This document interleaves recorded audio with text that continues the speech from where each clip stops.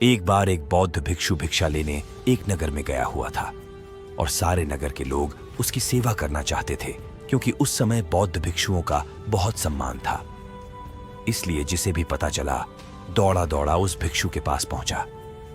उन्हीं में से एक वेश्या भी थी जिसने उस भिक्षु के बारे में सुना तो उसे देखने चली गई, और जैसे ही उसने उस भिक्षु को देखा वह देखती ही रह गई।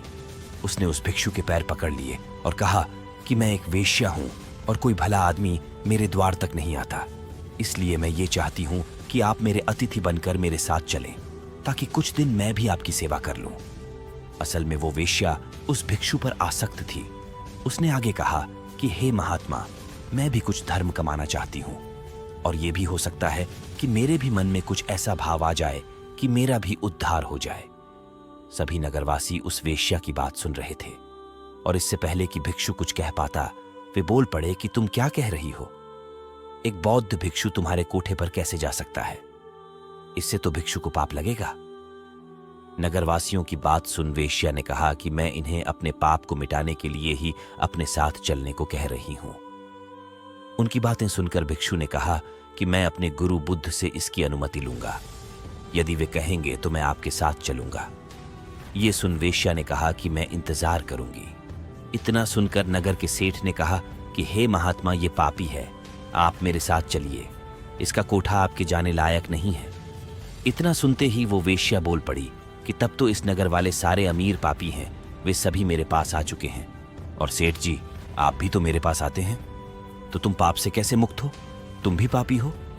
यदि ये महात्मा मेरा उद्धार करना चाहते हैं तो तुम्हें कोई आपत्ति नहीं होनी चाहिए। नगर का सेठ चुप हो गया और बौद्ध भिक्षु गुरु बुद्ध के पास अनुमति लेने लौट गया। गुरु के पास पहुंचकर उसने अपने साथ हुई घटना के बारे में अपने गुरु को जानकारी दी। गुरु के सभी चेले ये बातें सुन रहे थे और सोच रहे थे कि अब गुरु क्या कहेंगे।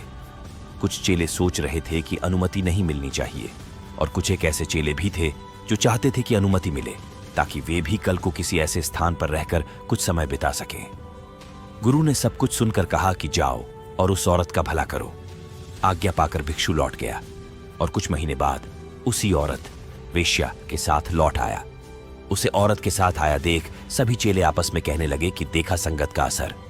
आखिरकार इस औरत ने अपना जादू चला ही डाला, और अच्छे भले भिक्षु को सांसारिक जीवन जीने वाला बनाकर अब शायद विवाह की अनुमति लेने आई है। लेकिन गुरु को पता था अपने चेले का, इसलिए गुरु उन्हें आता देख मुस्कुरा रहे थे। भिक्षु ने अपने गुरु के पैर पकड़े और कहा कि हे गुरु जी, मैंने इस औरत का उद्धार कर दिया है। अब ये एकदम शुद्ध आत्मा बन चुकी है, अत इसे भी अपना शिष्य स्वीकार करें। ये सब सुनकर सभी भिक्षु आश्चर्य में पड़ गए कि ये कैसे हुआ। चरित्र तो हमेशा बुरे के साथ रहकर अच्छे का खराब होता है। हमें बचपन में यही सिखाया जाता है कि बुरे के साथ रहकर तुम भी बुरे बन जाओगे। तब गुरु ने कहा कि देखो इस भिक्षु को जिसने मेरी आशा के अनुरूप कार्य किया। इस औरत के चरित्र को अपने चरित्र जैसा बना दिया, न कि खुद को बदलने दिया। ये ठीक उसी प्रकार है जैसे कमल कीचड़ में रहकर भी कीचड़ जैसा नहीं होता। इसलिए मैं इस कहानी के माध्यम से ये कहना चाहूंगा कि आपके अंदर यदि बुरे विचार आते हैं तो अपनी संगत बदल डालिए। अच्छे लोगों के साथ ही आप अपने आप को ढालने की कोशिश करें। जैसे आप बुरे विचारों का स्वागत करते हैं, वैसे ही अच्छे विचारों को भी अंदर आने दें, उनका विरोध न करें। जैसे ही आप अच्छे विचारों के लिए अपने मन के द्वार खोल देंगे, आप पाएंगे कि आप एक अच्छे इंसान बन चुके हैं। दोस्तों, आपको ये वीडियो कैसा लगा? अगर आपको इस वीडियो के माध्यम से कुछ सीखने को मिला है तो इस वीडियो को लाइक करके हमारे YouTube चैनल को सब्सक्राइब जरूर कर लें।